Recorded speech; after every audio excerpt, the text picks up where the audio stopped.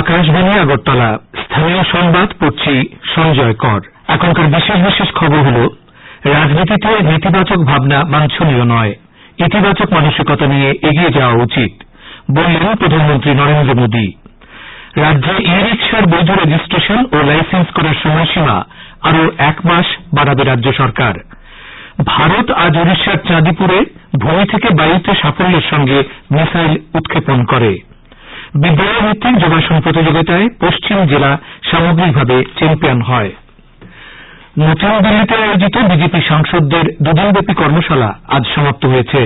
সমাপ্তি অনুষ্ঠানে প্রধানমন্ত্রী নরেন্দ্র মোদী বলেন, ইতিবাচক মানসিকতা নিয়ে এগিয়ে যাওয়া উচিত, রাজনীতিতে নেতিবাচক ভাবনা থাকা বাঞ্ছনীয় নয়। বিজেপি সাংসদদের দুদিনব্যাপী কর্মশালা অভ্যাস বর্গ গতকাল থেকে শুরু হয়। কর্মশালার মূল উদ্দেশ্য হচ্ছে সাংসদদের শৃঙ্খলা ও সংসদের ভেতরে ও বাইরে সংবেদনশীল ব্যবহারে অভ্যস্ত করা। স্বরাষ্ট্রমন্ত্রী অমিত শাহ, প্রতিরক্ষামন্ত্রী রাজনাথ সিংহ এবং দলের কার্যকরী সভাপতি জেপি নাড্ডা দলের সাংসদদের উদ্দেশ্যে বক্তব্য রাখেন।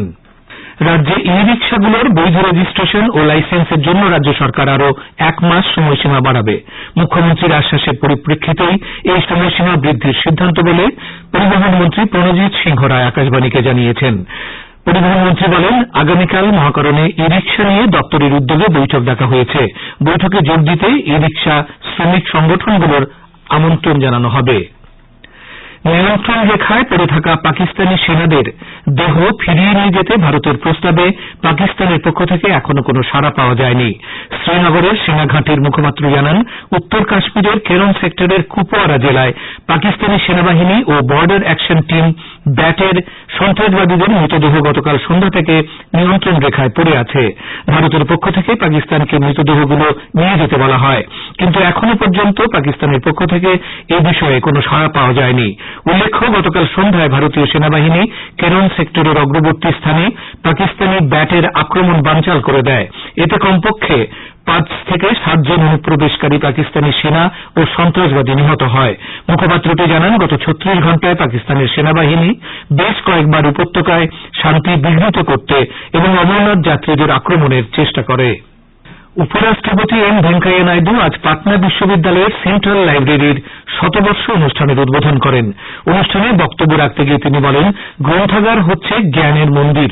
তিনি বলেন, পাটনা বিশ্ববিদ্যালয় সমাজের উন্নয়নে গুরুত্বপূর্ণ ভূমিকা পালন করছে। উন্নাও ধর্ষণ কাণ্ডে ক্ষতিগ্রস্তের যান দুর্ঘটনার বিষয়ে অভিযুক্তদের খুঁজে বের করতে সিবিআই বিভিন্ন অঞ্চলে তল্লাশি চালিয়েছে। উল্লেখ্য, গত মাসের 30 তারিখে উত্তরপ্রদেশের রায়বেরেলিতে ধর্ষণ কাণ্ডে ক্ষতিগ্রস্ত মহিলা যখন মোটর গাড়িতে করে যাচ্ছিলেন, তখন অতি দ্রুত গতিতে একটি ট্রাক এসে ধাক্কা দেয়। ঘটনাস্থলেই ক্ষতিগ্রস্ত মহিলার 2 আত্মীয় মারা যান। ক্ষতিগ্রস্ত মহিলা এবং তার আইনজীবী মারাত্মকভাবে জখম হন। সিবিআই এই ধর্ষণকাণ্ডে বিজেপি থেকে বহিষ্কৃত বিধায়ক কুলদীপ সিং সেনগরকে অভিযুক্ত করেছে। দলের নেতৃত্ব সমস্যার সমাধানের লক্ষ্যে কংগ্রেস কার্যকরী কমিটি আগামী 10ই আগস্ট বৈঠকে বসছে। দলের সাধারণ সম্পাদক কেসি বেণুগোপাল আজ এক টুইট বার্তায় এই সংবাদ জানান। বিগত লোকসভা নির্বাচনে দলের খারাপ ফলাফলের দায়িত্ব নিয়ে কংগ্রেস সভাপতি রাহুল গান্ধী গত 28শে মে পদত্যাগ করেন। এরপর অনেকগুলো বৈঠক হলেও রাহুল গান্ধীর উত্তরাধিকারী বিষয়ে কোনো সিদ্ধান্ত নেওয়া যায়নি। ইসরো দেশের দ্বিতীয় চন্দ্র অভিযানের চন্দ্রযান 2 প্রেরিত পৃথিবীর ছবির প্রথম সেট আজ প্রকাশ করেছে। ছবিগুলো L14 ক্যামেরায় তোলা হয়েছে। ছবিতে পৃথিবী বিভিন্ন বর্ণে ধরা দিয়েছে। আকাশবাণীর সংবাদদাতা জানিয়েছেন যে এই ছবিগুলোর মধ্য দিয়ে এটা প্রমাণিত যে চন্দ্রযান 2 একটি উচ্চ ক্ষমতা সম্পন্ন ক্যামেরার অধিকারী। চাঁদের দক্ষিণ মেরুতে অবতরণ করার পর চন্দ্রযান 2 প্রেরিত ছবিগুলো বিজ্ঞানী মহলে ব্যাপক আগ্রহ সৃষ্টি করতে পারবে বলে আশা করা হচ্ছে। আপনারা এই খবর শুনছেন আকাশবাণী আগরতলা কেন্দ্র থেকে। ভারত আজ উড়িষ্যার চাঁদিপুরে ভূমি থেকে বায়ুতে পরীক্ষামূলক প্রেরিত মিসাইল সাফল্যের সঙ্গে উৎক্ষেপণ করে। বর্তমান বছরে এটি ছিল একই উৎক্ষেপণ কেন্দ্র থেকে দ্বিতীয় সফল উৎক্ষেপণ। প্রতিরক্ষা গবেষণা এবং উন্নয়ন সংস্থা DRDO এবং ভারত ইলেকট্রনিক্স লিমিটেড যৌথভাবে এই মিসাইল তৈরি করেছে। নয়া জাতীয় শিক্ষানীতির খসড়ায় উদ্বেগ প্রকাশ করেছে joint forum for movement on এডুকেশনের রাজ্য শাখা। ফোরামের রাজ্য শাখার পক্ষ থেকে আজ এক সাংবাদিক সম্মেলনে অধ্যাপক মিহির দেব এবং বিজ্ঞানকর্মী মিহিরলাল রায় এই উদ্বেগের কথা জানিয়ে বলেন, খসড়া অনুযায়ী প্রধানমন্ত্রীর নেতৃত্বে একটি জাতীয় শিক্ষা কমিশন গঠনের কথা বলা হয়েছে। এতে শিক্ষা সম্প্রসারণে ক্ষমতা কুক্ষিগত হবে বলে আশঙ্কা ব্যক্ত করা হয়েছে। রাজ্যগুলোর ক্ষমতাও কমবে বলে তারা মনে করেন। নয়া শিক্ষানীতি চালু হলে দেশে শিক্ষকের ঘাটতি বাড়বে বলেও তারা মনে করেন। ত্রিপুরায় স্কুল বেসরকারি হাতে দেওয়ার প্রতিবাদ করেন এবং মিড ডে মিলে নিরামিষ খাবার চাপিয়ে দেওয়ার চেষ্টা হচ্ছে বলে অভিযোগ করেন। সাংবাদিক সম্মেলনে অধ্যাপক সেলিম শাহ, অধ্যাপিকা সঞ্চিতা রিয়াং প্রমুখ উপস্থিত ছিলেন। আজ বিকেলে খোয়াই থানা এলাকার বাইজালবাড়ি এন্টি ড্রাগ কমিটির উদ্যোগে বাইজালবাড়ি বাজারে ড্রাগের উপর এক সচেতনতামূলক অনুষ্ঠানের আয়োজন করা হয়। এই অনুষ্ঠানে এলাকার যুবক যুবতী, অভিভাবক অভিভাবিকা সহ বিভিন্ন স্কুলের ছাত্রছাত্রীরা উপস্থিত ছিল। তাছাড়া অন্যান্যদের মধ্যে খোয়াই থানার ওসি সুব্রত দেবনাথ, বাইজালবাড়ি পুলিশ ফাঁড়ির ওসি সুকান্ত দেববর্মা সহ কমিটির সদস্যরাও উপস্থিত ছিলেন। গোটা এলাকাকে কিভাবে নেশামুক্ত রাখা যায় এ বিষয়ে উপস্থিত অতিথিরা বক্তব্য রাখেন। আগামী 7ই আগস্ট উদয়পুর মহকুমার কিল্লা ব্লকের গুণপদ জমাতিয়া মেমোরিয়াল হলে রাজ্যভিত্তিক কৃমিনাশক দিবসের সূচনা করবেন মুখ্যমন্ত্রী বিপ্লব কুমার দেব। বিশেষ অতিথি হিসেবে উপস্থিত থাকবেন কৃষি, পরিবহন ও পর্যটন মন্ত্রী প্রণজিৎ সিংহ রায়। সম্মানিত অতিথি হিসেবে উপস্থিত থাকবেন বিধায়ক বিপ্লব কুমার ঘোষ, এমডিসি জয়কিশোর জমাতিয়া, জমাতিয়া হদা অকরা, পদ্মলীলা জমাতিয়া, স্বাস্থ্য দপ্তরের সচিব ডাক্তার দেবাশিস বসু, গোমতী জেলার জেলাশাসক টিকে দেবনাথ, জাতীয় স্বাস্থ্য মিশনের অধিকর্তা ডাক্তার শৈলেশ কুমার যাদব, স্বাস্থ্য অধিকর্তা ডাক্তার পিকে মজুমদার, পরিবার কল্যাণ ও রোগ প্রতিরোধক দপ্তরের অধিকর্তা ডাক্তার এস কে চাকমা প্রমুখ। অনুষ্ঠানে সভাপতিত্ব করবেন বিধায়ক রামপদ জমাতিয়া।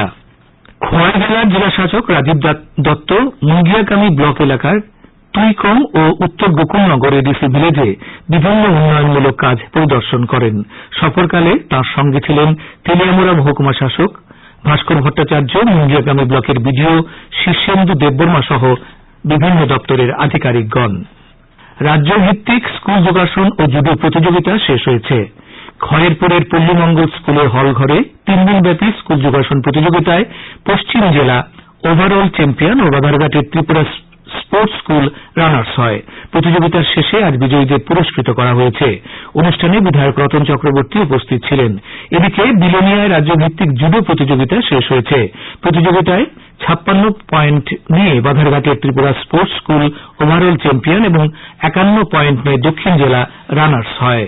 ত্রিপুরা ফুটবল অ্যাসোসিয়েশন পরিচালিত মহিলাদের নকআউট ফুটবলের প্রথম ম্যাচটি বাতিল হয়েছে।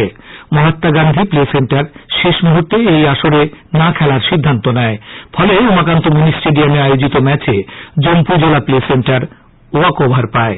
আসরের দ্বিতীয় খেলায় আগামীকাল ত্রিপুরা পুলিশ খেলবে বিশ্রামগঞ্জ প্লে সেন্টারের বিরুদ্ধে। আবহাওয়ার খবর। পরবর্তী 24 ঘন্টার আবহাওয়ার পূর্বাভাসে জানানো হয়েছে, আকাশ প্রধানত মেঘলা থাকবে। বজ্রবিদ্যুৎ সহ রাজ্যের সব জেলায় বিক্ষিপ্তভাবে প্রবল বৃষ্টির সতর্কবার্তা দেওয়া হয়েছে। আজ দিনের সর্বোচ্চ তাপমাত্রা ছিল 34.6 ডিগ্রি সেলসিয়াস এবং সর্বনিম্ন তাপমাত্রা 27 ডিগ্রি সেলসিয়াস। শেষ করার আগে বিশেষ খবর আরেকবার। রাজনীতিতে নেতিবাচক ভাবনা বাঞ্ছনীয় নয়, ইতিবাচক মানসিকতা নিয়ে এগিয়ে যাওয়া উচিত বললেন প্রধানমন্ত্রী নরেন্দ্র মোদী। রাজ্যে ই রিকশার বৈধ রেজিস্ট্রেশন ও লাইসেন্স করার সময়সীমা আরও 1 মাস বাড়াবে রাজ্য সরকার। ভারত আজ ওড়িশার চাঁদিপুরে ভূমি থেকে বায়ুতে সাফল্যের সঙ্গে মিসাইল উৎক্ষেপণ করে। বিদ্যালয় ভিত্তিক যোগাসন প্রতিযোগিতায় পশ্চিম জেলা সামগ্রিকভাবে চ্যাম্পিয়ন হয়। স্থানীয় সংবাদ আজকের মতো এখানেই শেষ হল।